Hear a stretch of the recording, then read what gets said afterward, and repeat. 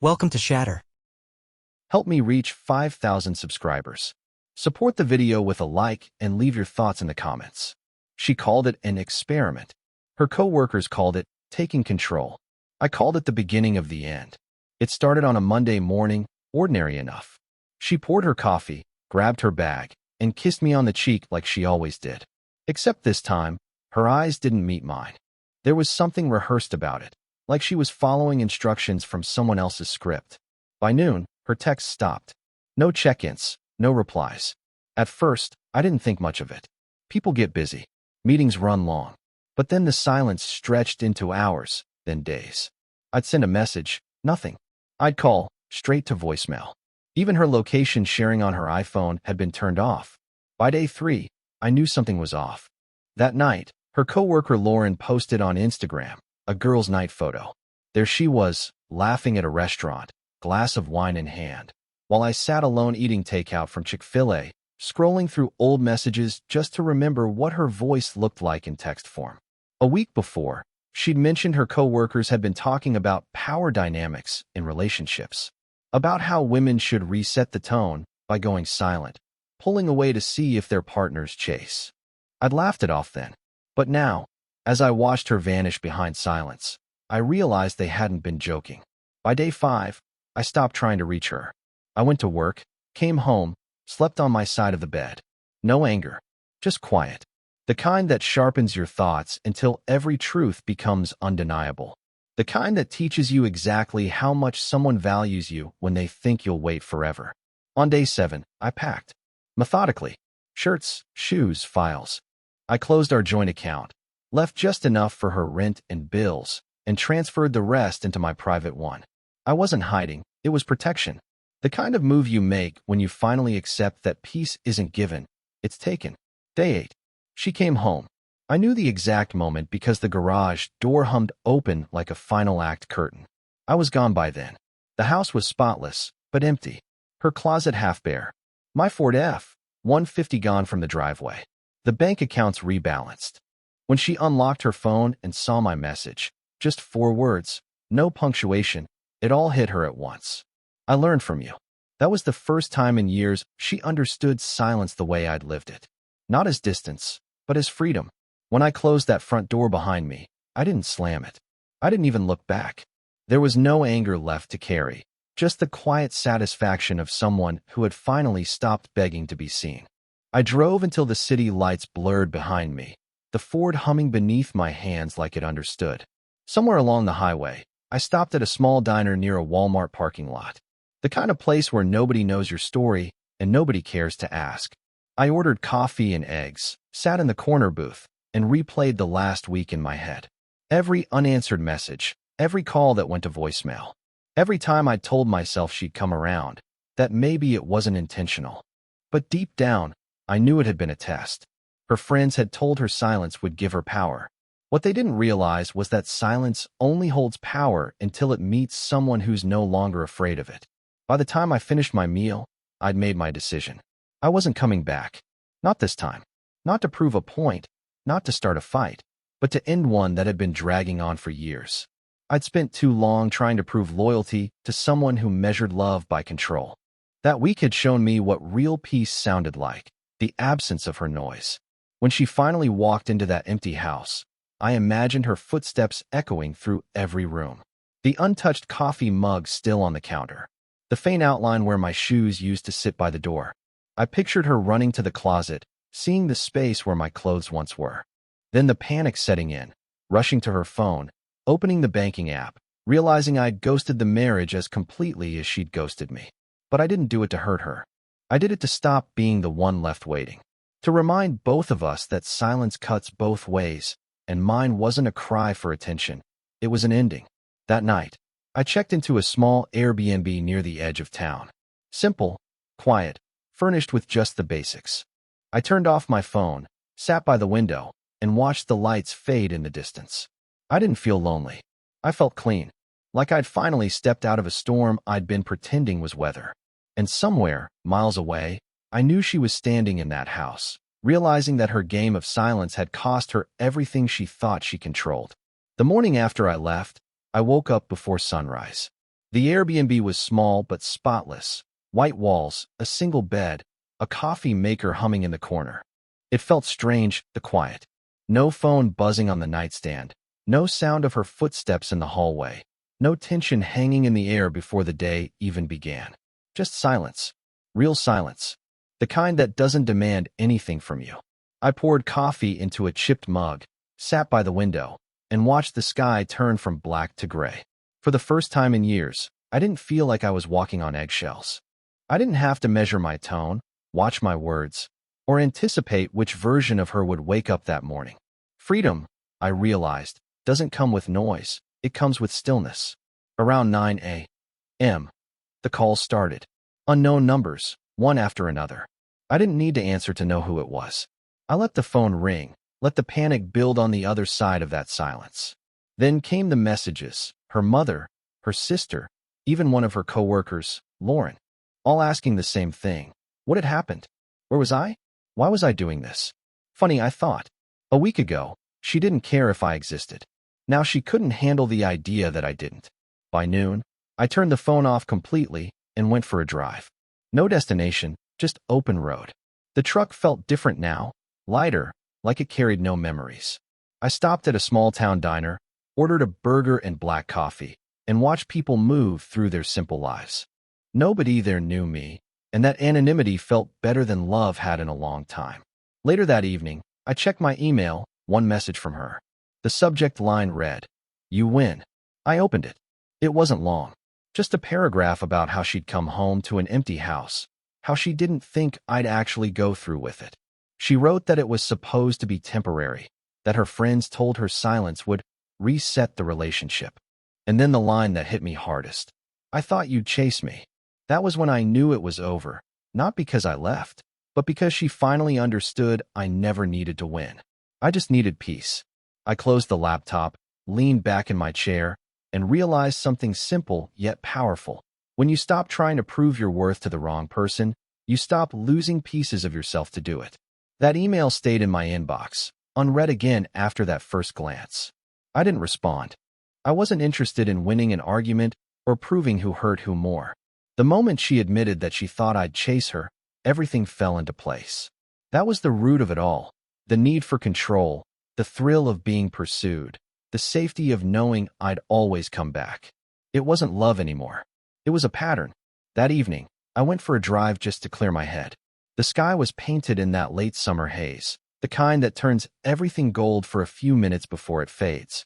I stopped at a small Target on the way back to grab a few things. A toothbrush, some shirts, a cheap lamp. It felt strange, building a new life one aisle at a time. But there was something grounding about it too, restarting without fanfare, without needing permission. When I got back to the Airbnb, there was a new email waiting for me. This one longer. The tone was different, less defensive, more desperate. She said she didn't mean for things to go that far, that she'd only wanted to test the relationship. She wrote that her coworkers had told her that men value what they fear losing. I could almost hear the regret bleeding through her words. But here's the thing. When someone makes you disappear to see how much you care, they're not testing love, they're gambling with it. And eventually, they lose. The next day, I went to the bank to finalize the account changes. The manager, an older guy with quiet eyes, asked if I was sure about closing the joint savings. I said yes. He nodded without judgment, like he'd seen this kind of story too many times before. When I walked out of that bank, I felt lighter, not because of money, but because every thread connecting me to that toxic cycle had finally been cut. That night, she called from a different number. I didn't answer, but I listened to the voicemail. Her voice trembled. She said she couldn't sleep, that she hadn't eaten, that the house felt empty. For a second, I felt something close to pity, but not enough to go back. Sometimes pain is the only teacher people respect. As I lay in bed, the room silent except for the hum of the air conditioner, I realized something I'd never said out loud. She taught me how to survive her. But by the time I learned, I didn't need her anymore. A week went by before I heard from her again. This time, it wasn't a message or a voicemail, it was her in person. I was leaving work late, walking across the parking lot toward my car when I saw her waiting by it, arms crossed, looking smaller than I remembered. The last rays of daylight cut across her face, and for a second, She looked like the woman I fell in love with years ago. But the moment I got closer, that illusion vanished. She said she just wanted to talk. Her voice was soft but uncertain, like she wasn't sure if she still had the right to speak my name. She said she missed me, that she'd made a mistake, that she never wanted things to go that far. I let her talk. I didn't interrupt once, because I'd learned something in all that silence. When people finally feel the emptiness they created, they'll fill it with whatever words they think might pull you back. She said her coworkers had stopped talking to her, that one of them had even laughed when she told them what happened. She said they called her dramatic, that they told her she should have known I'd call her bluff. I could tell that cut deeper than losing me. Control had been her language, and now she'd forgotten how to speak without it. When she asked if I could come home, I told her something simple. I said I'd already been home, for the first time in years. That quiet apartment, that chipped mug, that empty bed, it had more peace in it than our entire marriage ever did. She didn't say anything after that, just stood there, staring at me, her silence finally honest. Before she left, she placed something on the hood of my car. It was her wedding ring, still warm from her hand. She said she couldn't wear it anymore because it didn't feel like a promise. It felt like a reminder. I didn't pick it up until she drove away. That night, I sat with the ring on the kitchen counter. No tears, no anger, just reflection. She'd spent a week ghosting me to establish dominance. And in the end, she learned what dominance really looks like. It's calm, it's measured, and it doesn't need an audience. For the first time, I realized I wasn't escaping her anymore. I was simply choosing myself. And that wasn't revenge, it was closure. After that night in the parking lot, I thought it was over. I thought she'd finally accept the silence she'd created. But endings have a strange way of echoing. A few days later, she started showing up in the places I went, small, quiet appearances that told me she wasn't ready to let go. Once outside the gym, once at the grocery store, once sitting in her car near my building. She never said anything, just watched, waiting for me to acknowledge her. I didn't, not out of cruelty, but because I knew the pattern. When people lose control, they'll try to create proximity instead. I wasn't going to let her turn my peace into another stage for her confusion. That week, I took time off work and drove out of town. I didn't tell anyone where I was going. Just packed a bag, filled the tank, and drove until the city disappeared behind me. There's something about long roads and open air that clears out the noise inside you. I ended up in a small coastal town, a few diners, a faded motel by the water, the kind of place where nobody asks questions. I spent those days walking by the beach, watching the tide erase footprints. It felt symbolic. Every wave smoothing out what came before. Every hour making me a little lighter. I didn't check my phone. Didn't scroll. Didn't look back. For the first time in years, I wasn't reacting to anyone. When I finally did check my messages, there was one from her. Just a single line. You really disappeared. I didn't answer. Because she still didn't understand. Disappearing isn't cruelty when it's survival. 2 days later, I got a call from Mark, a mutual friend. He said she'd been telling people she didn't recognize herself anymore, that she'd stopped going to work, that she was trying to make sense of what happened. I didn't ask for details. The truth was simple. She was facing herself for the first time without someone else's attention to hide behind. That night, sitting by the window with the sound of waves outside, I realized something I hadn't before. She thought silence was punishment. But silence, when it's earned, becomes clarity. She ghosted me to find control. I ghosted her to find peace. The difference was, mine wasn't temporary. Mine was transformation. I came back from the coast a different man. Not louder, not colder, just clearer. My thoughts felt untangled, my heart quieter. I unpacked my bag in the small apartment I'd rented and looked around. It wasn't much, a couch, a desk, and a view of the parking lot, but it was mine. It smelled like coffee and fresh air, not perfume and tension. For the first week back, she didn't reach out. I thought maybe she'd finally accepted the distance. Then, one morning, an envelope appeared on my doorstep. No return address, just my name written in her handwriting. Inside was a letter, 5 pages long. She called it her confession. She wrote that she'd been influenced by the wrong people, that her coworkers had convinced her love was a competition, not a connection. She said she wanted to feel powerful, but ended up feeling hollow. She wrote about sitting in the empty house, realizing it didn't feel like victory, it felt like absence. I tried to punish you with silence, she wrote, but you were the only one who ever listened. I didn't know how to feel reading that. The old me might have folded at those words. The version of me who always believed change could be forced through forgiveness. But not this time.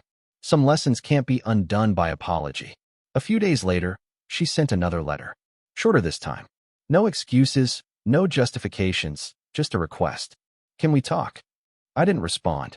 Not because I was angry, but because I didn't owe her that anymore. Some conversations only reopen wounds that are finally starting to close. Instead, I went for a drive.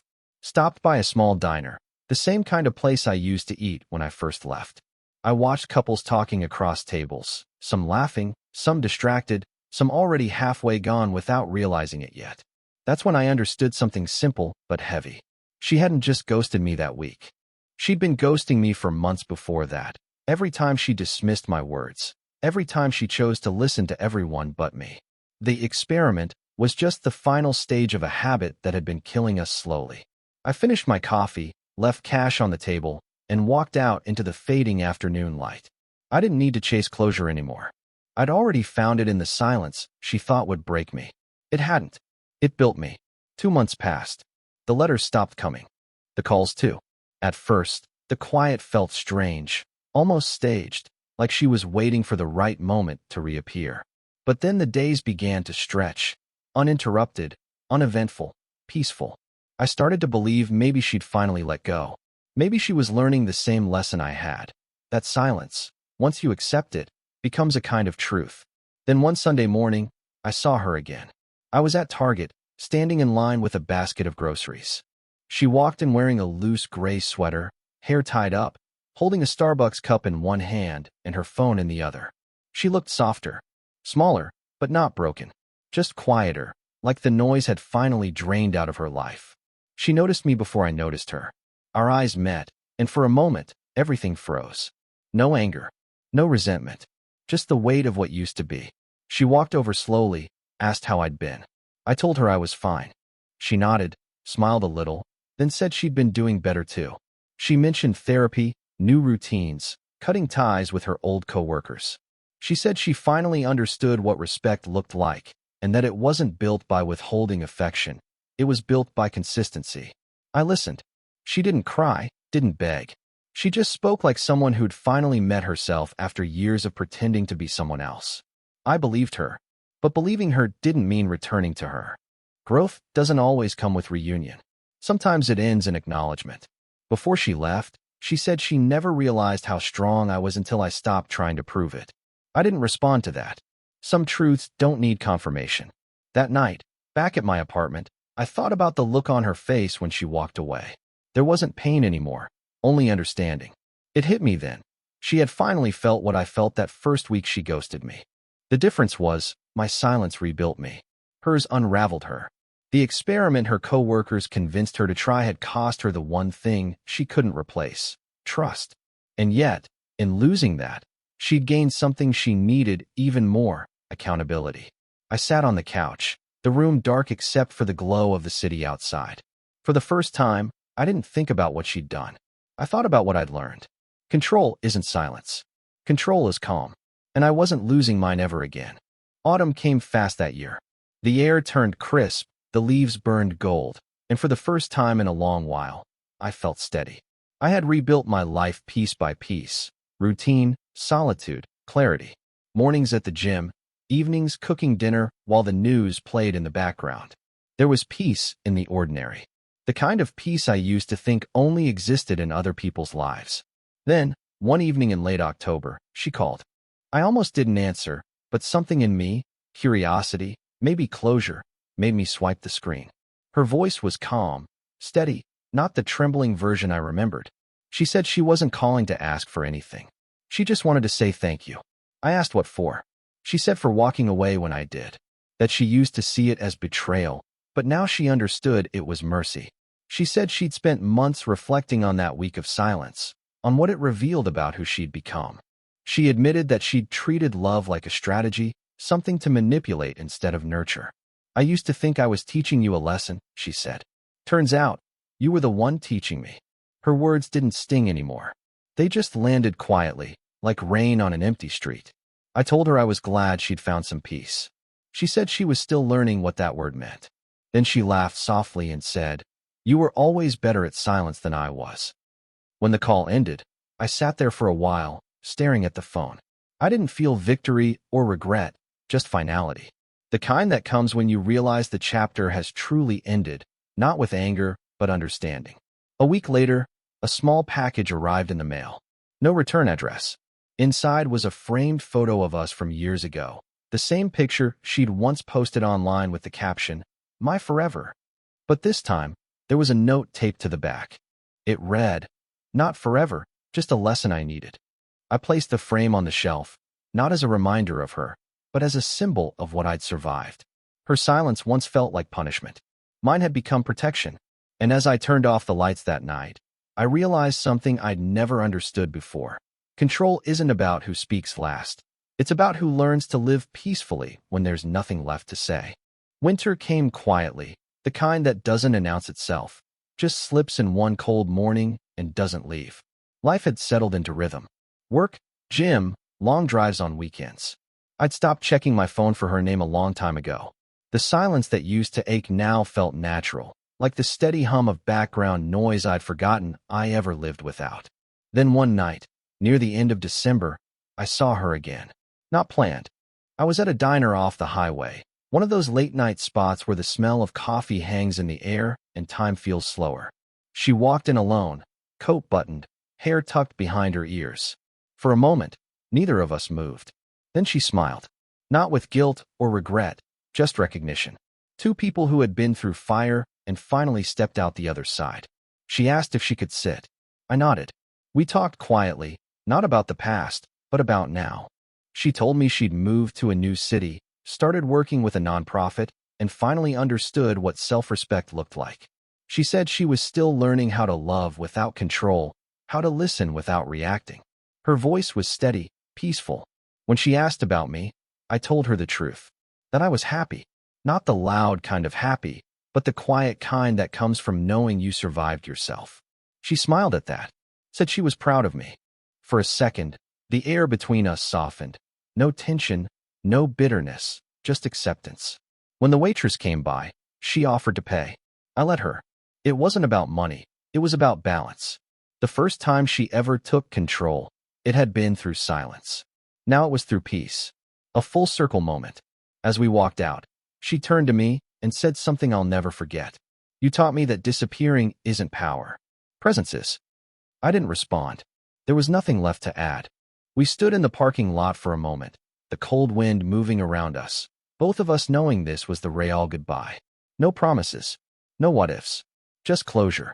She got in her car, and I watched her drive away until her taillights disappeared into the dark. I stood there for a while, breathing in the stillness. That's when it hit me. She had ghosted me to find control, but I had ghosted her to find freedom. And freedom always wins. Real men don't explode. They exit. Subscribe for more power stories.